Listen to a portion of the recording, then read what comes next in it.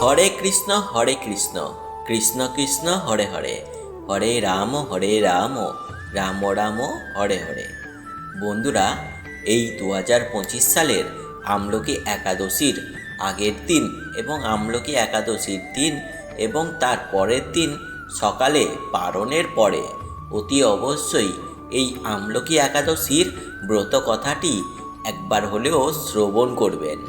যতবারই শ্রবণ করবেন ততবারই অসীম শক্তির অধিকারী হবেন এবং পাবেন শুভ ফল, তাও পরজন্মেও।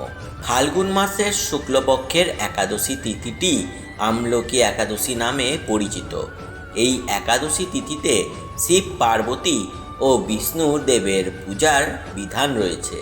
পাশাপাশি একাদশী ব্রত পাঠ বা শ্রবণ করলে এর ফলে বিষ্ণুদেব খুব শীঘ্রই প্রসন্ন হন।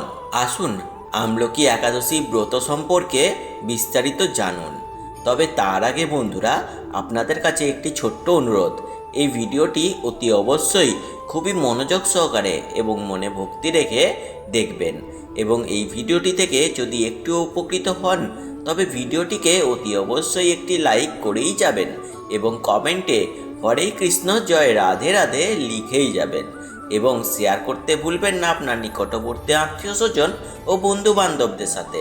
এর ফলে ওনারাও উপকৃত হবেন এবং আপনাকেই ধন্যবাদ জানাবেন। আর এই চ্যানেলে নতুন হয়ে থাকলে চ্যানেলটিকে সাবস্ক্রাইব করে পাশে থাকা বেল আইকনটি অল নোটিফিকেশানে ক্লিক করে রাখবেন। এর ফলে এই রকমই পূজাপাঠ রিলেটেড উপকারী ভিডিওর নোটিফিকেশান সবার আগে আপনার কাছে পৌঁছে যাবে। বন্ধুরা, সমস্ত একাদশীর মধ্যে আমলকি একাদশীকে শ্রেষ্ঠ স্থান প্রদান করা হয়েছে। প্রতি বছর ফাল্গুন মাসের শুক্লপক্ষের এই একাদশী তিথি পালিত হয়। এই দিন বিয়ের পর প্রথমবার কাশী যান শিব পার্বতী। তখন আবির দিয়ে তাদের স্বাগতম জানানো হয়। এই কারণে এই একাদশী তিথি রঙ্গবরী একাদশী নামেও পরিচিত। অন্যদিকে এই একাদশী তিথিতে ব্রহ্মার অশ্রু বিষ্ণুদেবের পায়ে পড়ে এবং সেখান থেকে উৎপন্ন হয় আমলকি গাছ, তাই এটি আমলকি একাদশী নামেও পরিচিত। আজ শিব পার্বতী ও বিষ্ণুদেবের পুজো করলে সমস্ত মনস্কামনা পূর্ণ করা যায়। এই তিথিতে ব্রতপাঠ করলে বিষ্ণুদেব খুব শীঘ্রই প্রসন্ন হন।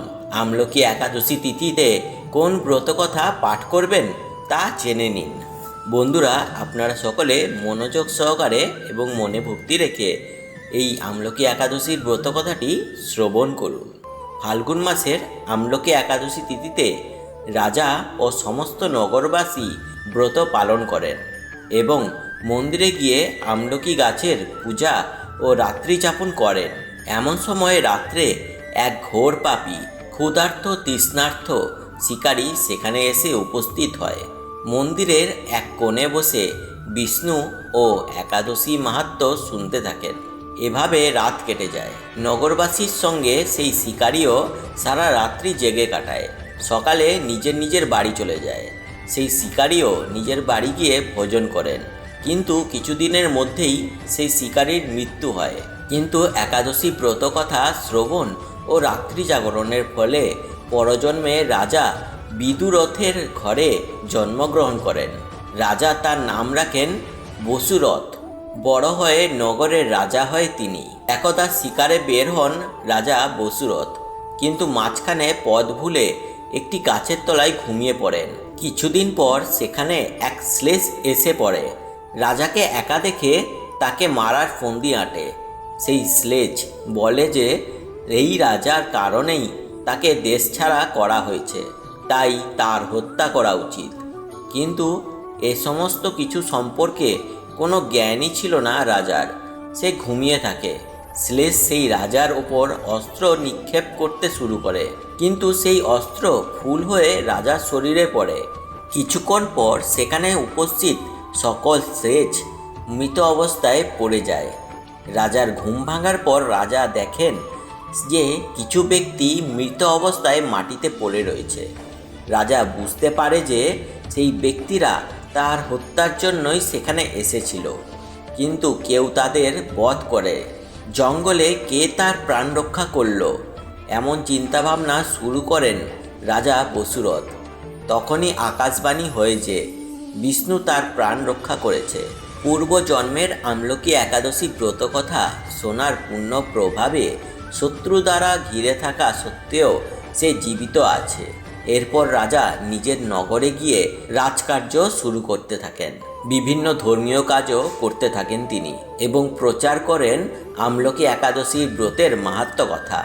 বন্ধুরা, এই ছিল আমলকি একাদশীর ব্রত কথা। আশা করছি বন্ধুরা আপনারা এই ব্রত কথাটি শোনার পরে অনেকটাই উপকৃত হবেন। তাই বন্ধুরা এই ভিডিওটিকে অতি অবশ্যই একটি লাইক করেই যাবেন এবং কমেন্টে হরে কৃষ্ণ জয় রাধে রাধে লিখেই যাবেন এবং শেয়ার করে দেবেন আপনার নিকটবর্তী আত্মীয় স্বজন ও বন্ধু বান্ধবদের সাথে। এবং চ্যানেলটিকে সাবস্ক্রাইব না করা থাকলে সাবস্ক্রাইব করে পাশে থাকা বেল আইকনটি অল নোটিফিকেশনে ক্লিক করে রাখতে ভুলবেন না। এর ফলে এই রকমই পূজাপাঠ রিলেটেড উপকারী ভিডিওর নোটিফিকেশান সবার আগে আপনার কাছে পৌঁছে যাবে। আপনারা সকলে ভালো থাকবেন এবং সুস্থ থাকবেন আর ঈশ্বরের নামগান করতে থাকবেন।